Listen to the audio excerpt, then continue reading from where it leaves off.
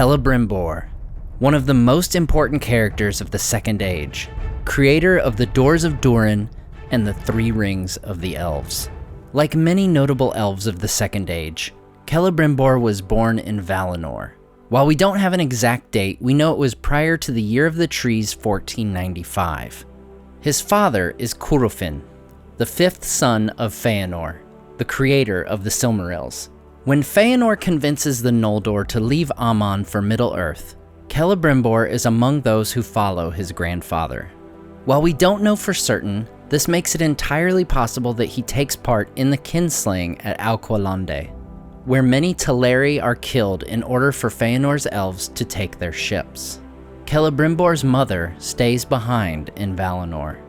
Details of his early life are scarce, but it is likely that he also took part in the Dagor Bragollach in 455 of the First Age. In the Battle of Sudden Flame, Morgoth earns a decisive victory, thanks in part to his Balrogs and Glaurung the dragon. After this battle, Celebrimbor likely flees with his father to Nargothrond, the realm ruled by Galadriel's brother, Finrod. After a time, Celebrimbor breaks from his father in a major way. His father Curufin and his uncle Celegorm, driven by the dreadful Oath of Feanor, cause much trouble to those that would be their allies against Morgoth. They convince the Noldor not to follow Finrod in assisting Beren, in part leading to Finrod's death. Later, they pretend to help Luthien in searching for Beren, only to kidnap her and take her back to Nargothrond. Celegorm, being enamored of Luthien, wishes to have her father Thingol give him Luthien's hand in marriage. Now, I'll cover Beren and Luthien's story in another video, but in quick summary, Huan the Hound helps Luthien escape. They travel to Tol and Gawroth and rescue Beren and other thralls from Sauron's capture. As these thralls arrive at Nargothrond, the people are made aware of Curufin and Celegorm's betrayal. Orodreth, Finrod's nephew, who now rules over Nargothrond, banishes them from the realm. As they leave, Curufin fights with Beren, who defeats him. As he flees, he seeks to kill Luthien, but instead shoots Beren as he retreats. It's important to note that Celebrimbor takes no part in these deeds of his father and uncle. In fact, he rejects his father's deeds and does not follow him in his exile from Nargothrond. This is likely the last time the father and son will see each other alive. 30 years later, the land of Nargothrond would meet its demise. Morgoth sends Glaurung out from Angband with an army of orcs to wreak havoc on his enemies. Messengers from Círdan come to Nargothrond, bearing a message from the Vala Ulmo. Due to Morgoth's infection of the Ethel Sirion, his power is withdrawing completely from the river Sirion. He advises them to close the doors of Nargothrond and destroy the bridge to protect the realm and its people. At this time, Orodreth is being advised by a man named Turin, the son of Hurin. Turin refuses this advice in order to maintain open war on the orcs. Glaurung comes to Nargothrond, taking the city and its wealth for his own. The majority of the population is either killed or enslaved. It is believed that Celebrimbor is one of the lucky few who escape this disaster, eventually coming to the hidden city of Gondolin. There, he becomes a great jewelsmith for King Turgon, likely working under the master jewelsmith Enerthil. Gondolin is the very kingdom in which Glamdring, Orcrist, and Sting are forged. It is during this time in Gondolin that the Elisar of Erendil is created, either by Enerthil or Celebrimbor himself, as there are conflicting versions of the story. Unfortunately, Celebrimbor would experience his second fallen kingdom in 510 of the First Age. Maeglin, an elf lord of Gondolin, is captured by Morgoth and agrees to reveal the location of the hidden city, which Morgoth has long sought. On Midsummer, as the Gondolodrim are celebrating the festival of the Gates of Summer, they await the sunrise in the east. To their surprise, they instead see light approaching from the north. Angband has come. Orcs, wolves, dragons, balrogs, and other creatures of Morgoth descend upon the city. Celebrimbor once again is among those who manage to escape. However, as they cross the Cirith Thoronath, They are ambushed by orcs and a Balrog. The Great Eagles protect the survivors from the orcs, but it is Glorfindel, the very same who we would later meet in the Fellowship of the Ring, who takes on the Balrog.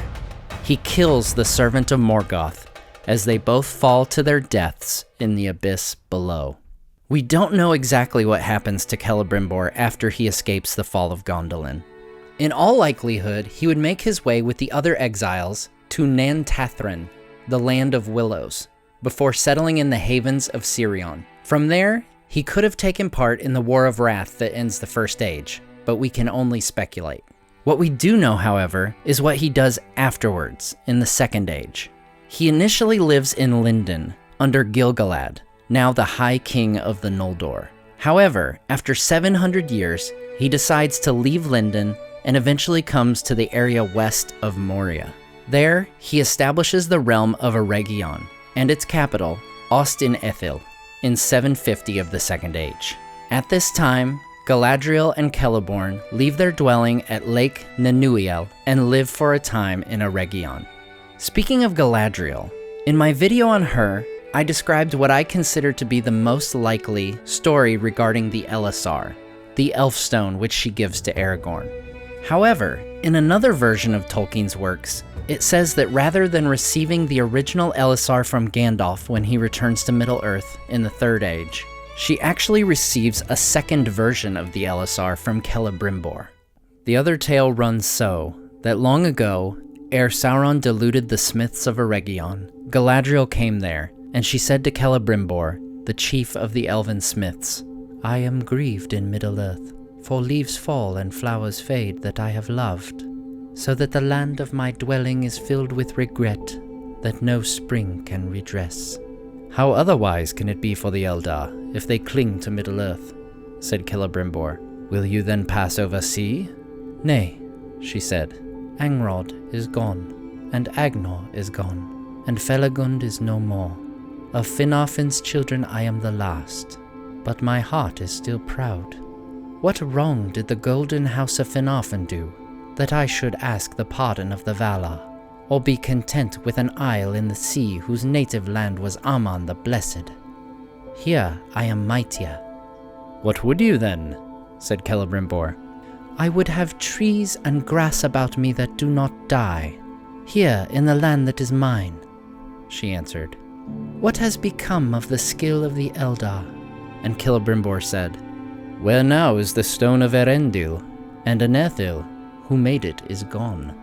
"They have passed over sea," said Galadriel, "with almost all fair things else. But must then Middle-earth fade and perish forever?" "That is its fate, I deem," said Celebrimbor. "But you know that I love you, though you turn to Celeborn of the trees. And for that love, I will do what I can, if haply by my art your grief can be lessened." But he did not say to Galadriel that he himself was of Gondolin long ago, and a friend of Enerthil, though his friend in most things outrivaled him.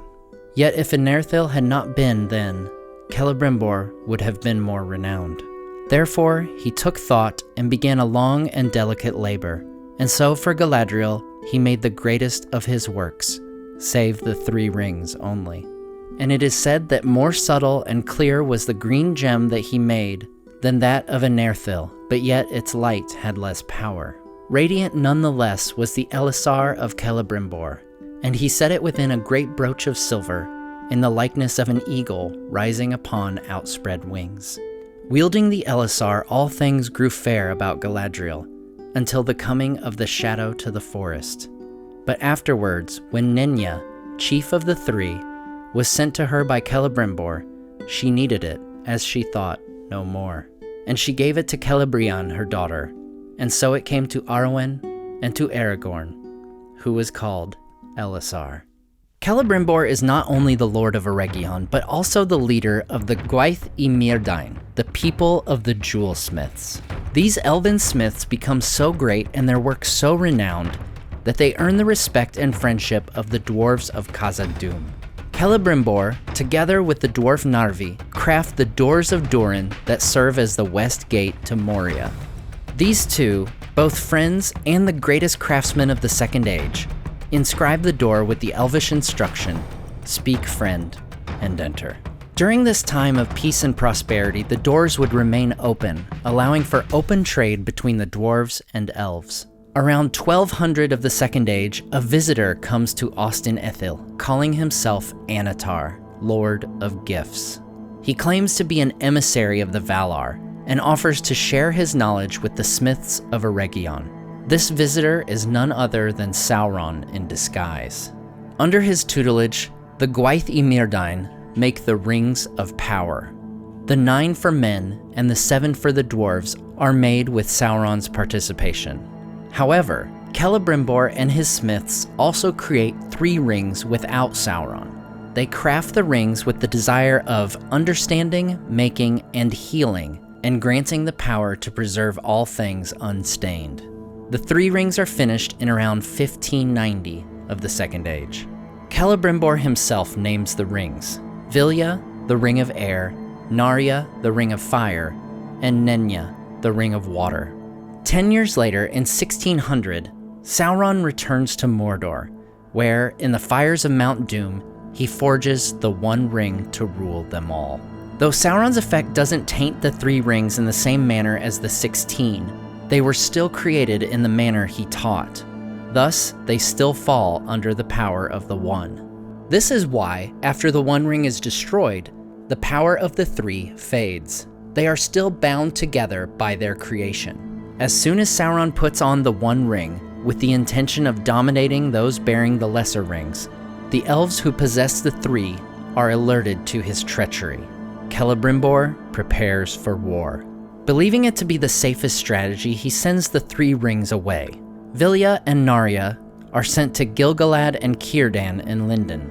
Nenya goes to Galadriel, who by this time lives in Lorinand with her daughter.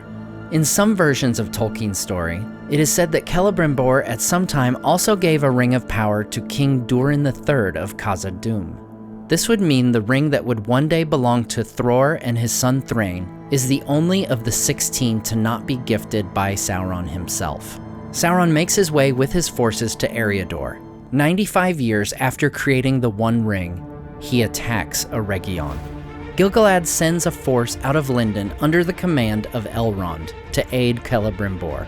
Celeborn, who at this time still lives in Eregion, leads a force that initially drives back the first wave of Sauron's army. As Elrond arrives from Lindon, Celeborn's group joins with Elrond's host.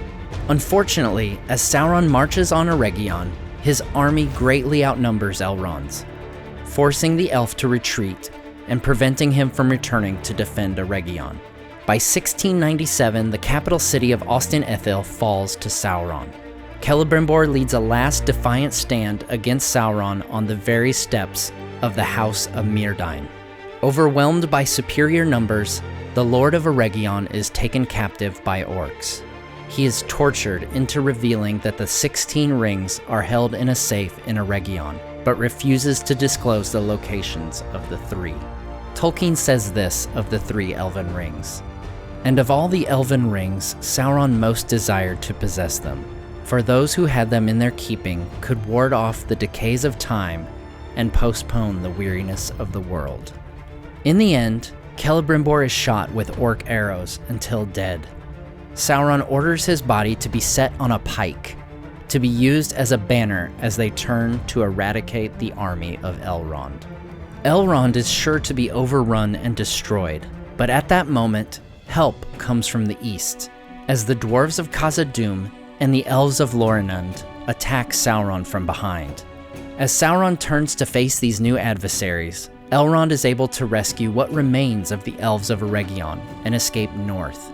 There he would establish a refuge, which would come in time to be known as Imladris, or Rivendell. As Sauron's vast army drives back the dwarves and elves, they retreat through the doors of Durin, which are sealed behind them. These doors would remain closed until the Fellowship of the Ring passes through over 4,000 years later. Sauron continues his march into Eriador in an attempt to seize the 3 elven rings, until Numenor comes to the aid of the elves of Lindon. For more on this specific conflict, check out my Sauron in the Second Age video. In short, the three rings remain hidden from Sauron. Galadriel would keep hers forever after, Gil-galad's would pass to Elrond, and Círdan would give his to Gandalf when the wizard arrives in 1000 of the Third Age. I'll quickly cover what I'm sure will be a common question. What about the Shadow of Mordor games? People wonder, those have Celebrimbor, he has a family, and he becomes a wraith. Is any of that true? In short, no. While I firmly believe them to be excellent games with compelling story and gameplay, as far as Tolkien's work, only what I've covered in this video is canon. Speaking of adaptations, in Peter Jackson's Fellowship of the Ring adaptation, we see what is likely the ruins of Ostin Ithil as the Fellowship journeys south. Now, we are never told what became of Celebrimbor's body, though we know, as with all elves, his spirit would travel to the halls of Mandos in Aman, there awaiting the time when he would be re-embodied and thereafter dwell in Valinor. The greatest smith of the Second Age, he was betrayed by Sauron and gave his life defending the realm he founded. Like his grandfather, great evil would come from the work of his hands, though much good would come also. The Elven Rings allowing their bearers to maintain the realms of Rivendell and Lorien well into the Third Age, and the Doors of Durin serving as a reminder of the friendship that can exist between elves and dwarves. As always, I want to say a huge thank you to my Patreon supporters, including Tom DeBombadil19, Sky Carcass, Salim Rahman, Jim Limber Davis, Smorzerk, Matt Schultz, and Zetrock. Thanks so much for watching and subscribing, and we'll see you next time on Nerd of the Rings.